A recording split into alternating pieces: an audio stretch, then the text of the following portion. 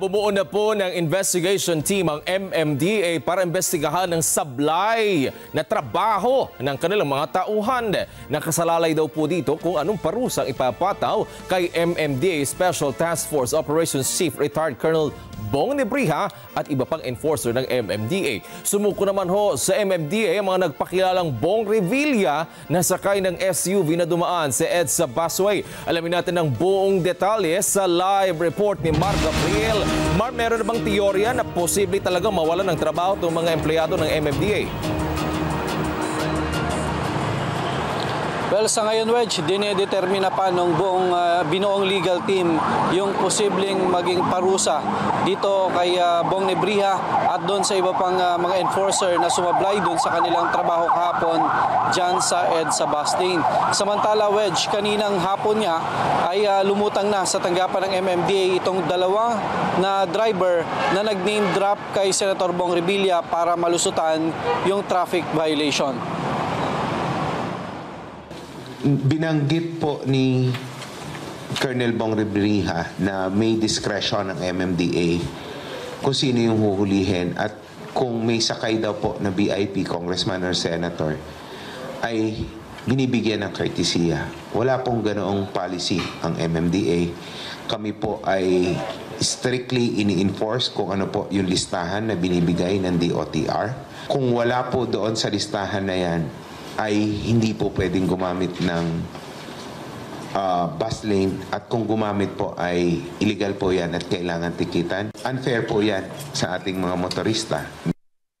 Ilan lang yan sa mga malinaw na pagkakamali na nakita ni MMDA Chairman Atty. Romando Artes sa panig ni Bong Nebriha na hepe ng kanilang Special Operations Unit sa nangyaring insidente kahapon. Mali rin niya ang ginawang paglalabas sa media ng pangalan ni Senator Bong Revilla na sinasabing dumaan sa bus lane nang hindi man lang ito bineberipika. Pumalag at itinanggi rin ni dating Congressman Christopher Co na sasakyan niya ang hinarang ng MMDA kahapon. Hindi po dapat binabanggit yung mga pangalan ng mga nahuhuli. Sufficient na po yung ma-issuehan ng ticket na penalty na mataas na nga po as it is yung babayaran. Kung babanggitin po ang mga pangalan ng mga nahuhuli, ay masasubject lang po sila unnecessarily sa ridicule, sa bashing. Yan po kasi ay posible rin na violation ng Data Privacy Act. Dahil dito, bumuo na ng investigation team ang MMDA para silipin ang mga pagkakamali ni Nebriha at ng iba pa nilang tauhan. Ang legal team anya ang magdedetermina sa bigat ng parusa na dapat ipataw sa mga ito base sa kanilang handbook. Ngayong hapon, lumutang sa tanggapan ng MMDA ang dalawang driver na nag-name drop kay Senator Bong Revilla. Nilinaw nila na hindi pag-aari ng senador ang sasakyan at hindi rin nila ito sakay nang sila ay masita ng mga enforcer kahapon. Kapwa tinikita ng dalawa na may katumbas na 5,000 pisong multa habang ipinauubaya na ng MMDA sa senador ang susunod nitong hakbang. Sa kaso naman ni Congressman Co, ibinigay na rin nila ang detalye ng driver na gumamit sa kanyang pangalan. So hiningi niya po sa amin yung plate number and yung data noong driver's license para daw po paiimbestigahan niya sa NBI at nasa kanya po yung action dahil siya po yung na-name drop. Samantala, base sa listahan na inilabas ng Department of Transportation, ang papayagan na dumaan sa bus lane ay ang mga accredited na bus ng EDSA Carousel, ambulansya, fire truck, PNP vehicles at mga sasakyan na ginagamit sa maintenance ng bus lane.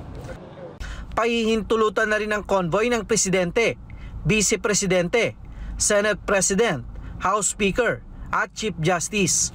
Ina-announce ko po doon po sa aming mga kasamahan sa pamahalaan, hindi na po pwede ang clearly marked government vehicles sa bus carousel.